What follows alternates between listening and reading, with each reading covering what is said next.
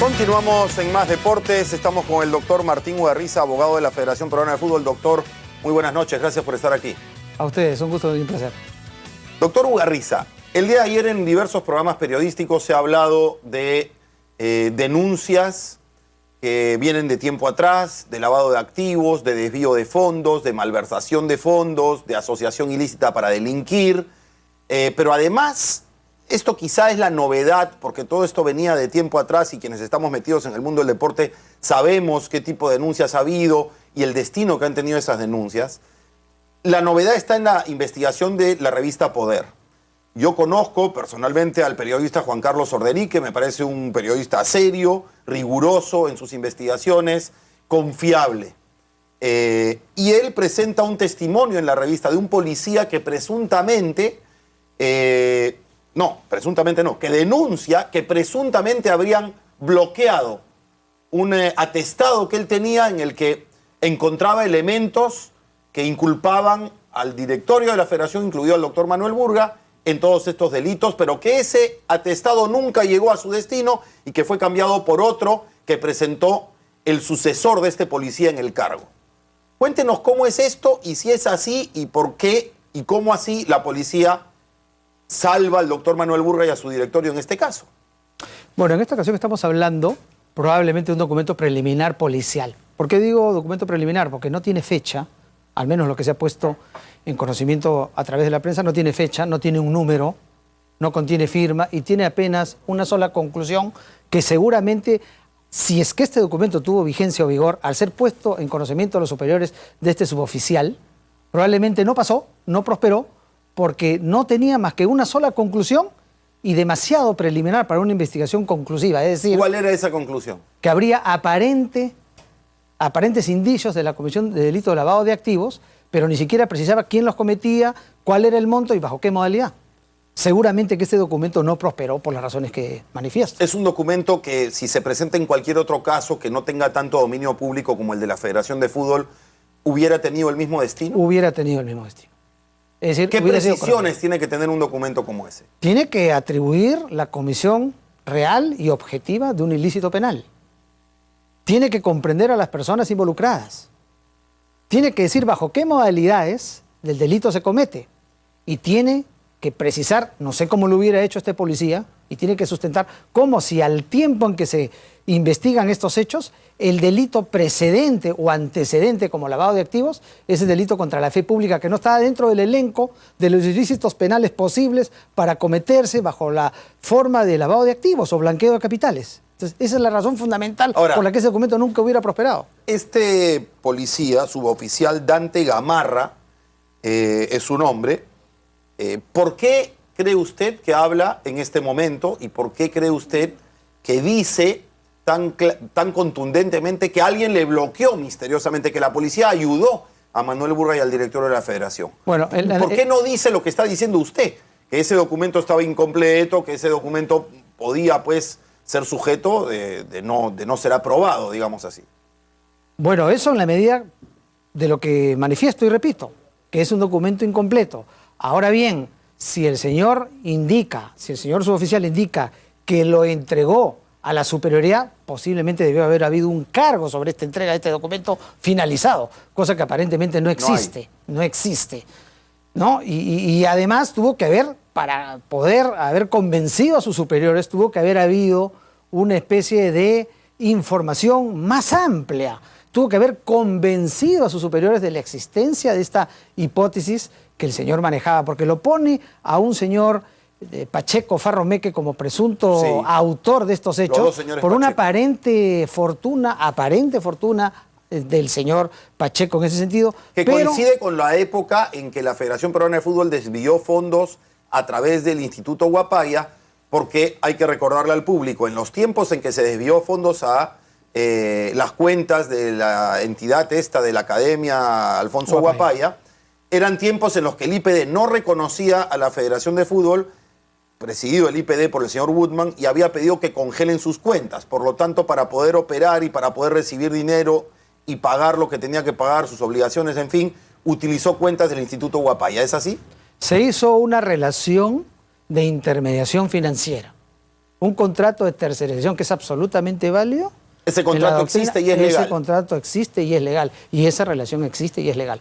O sea, el juicio de reproche criminal no viene por ese lado. Ahora, yo escuchaba al doctor Burga decir que un instituto educativo no paga impuestos. Y por lo tanto el Instituto Huapaya no tenía que pagar impuestos.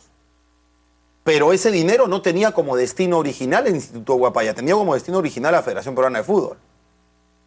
En realidad... ¿La Federación Peruana de Fútbol no paga impuestos? La Federación Peruana de Fútbol paga impuestos, ¿cómo no? Y entonces, al pasar ese dinero a la entidad esta de Alfonso Huapaya, ¿no se eludió el pago de esos impuestos? No, porque inclusive tenemos informes de juristas en derecho tributario que manifiestan que no existe la obligación de la declaración jurada de impuestos cuando en aquel momento las instituciones civiles, privadas, sin fines de lucro, como lo es la Federación Peruana de Fútbol, en tanto promotor de la Escuela Huapaya, estaban exentos de pagar tributos en ese sentido, ¿no? Lo mismo las entidades educativas. ¿Y de este tema se ha manifestado SUNAT? Se ha manifestado, SUNAT incluso ha emitido un informe, tenemos entendido, en ese sentido, y está en manos del fiscal que está evaluando, pero ¿Pero ese informe ustedes lo han visto o tienen entendido, como me está diciendo Tenemos usted? entendido, existe un informe en ese sentido,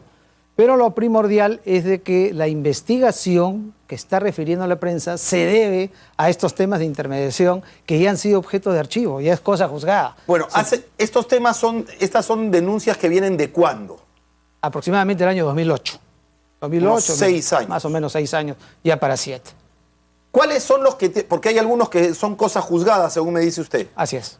Que ya están archivados. Así es. Y que por lo tanto no pueden reabrirse. No se pueden reabrir, claro. ¿Y cuáles están vigentes? ¿Qué procesos contra la Federación de Fútbol, contra su directorio, contra Manuel Burga están vigentes? Lo que pasa es que esta investigación, a mérito de una decisión de una fiscal superior, la fiscal Gutiérrez, que creo que ya ha cesado en el Ministerio Público, dispuso que se amplíen las investigaciones para observar, para investigar si es que la Federación Peruana de Fútbol o el Instituto Huapaya comete el delito tributario. Ya no el delito contra la fe pública de supuesta entrega, festinando trámites, de diplomas a... Malversación de fondos no. Malversación de fondos no. Asociación ilícita para delinquir tampoco, no. Que lavado de activos. Lavado de activos, precisamente esa es la modalidad. Y la que en ¿Está algún vigente momento entonces la denuncia por lavado de activos? Por el ángulo de la investigación debido a la presunta defraudación tributaria. Supuesta falta de declaración. Claro, cuando se lava activos es porque se está eludiendo el pago de impuestos. No necesariamente, es una de las fórmulas. Pero este proceso se inició diciendo que la fórmula antecedente del delito de lavado de activos provenía de la entrega de falsos titulados en la escuela Huapaya Cabrera. Y eso no es cierto. Y eso no es cierto, porque eso se investigó y eso ya se archivó y tiene la autoridad de cosa juzgada. Entonces, si es tan así como nos lo está diciendo usted en términos legales, y aparentemente pues estas acusaciones se caen como un castillo de naipes, ¿por qué tanto revuelo y tanta resonancia en estas noticias? Porque hay, digamos, un ambiente y una sensación de que la Federación Peruana de Fútbol, pues en esos tiempos ha cometido delitos flagrantes y hay beneficiarios como los señores Pacheco que han enriquecido coincidentemente en esa misma época, han enriquecido pues su patrimonio personal.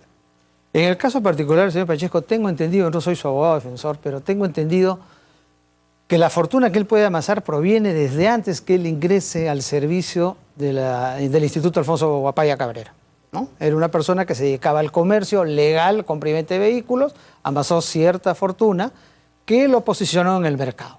Y precisamente la investigación que hizo este suboficial que acusa que no fue recogida por sus superiores, se refiere al periodo en que el señor Pacheco amasa esa fortuna supuestamente amplia, amasa esa fortuna. Ahora, en todo caso, de que el señor Pacheco declaró impuestos por esa fortuna, supuestamente. No, así es. Ahora, la pregunta con respecto al Instituto Huapaya, ¿por qué el nombre de uno de los señores Pacheco como representante legal, pero es otro de los señores Pacheco, el hijo, el que gestiona, el que opera, el que toma decisiones ahí? El instituto tiene cargos, tuvo cargos en el momento de su gestión. Uno, el del director, miembro del directorio, y otro, el del director general, que manejaba el ámbito administrativo.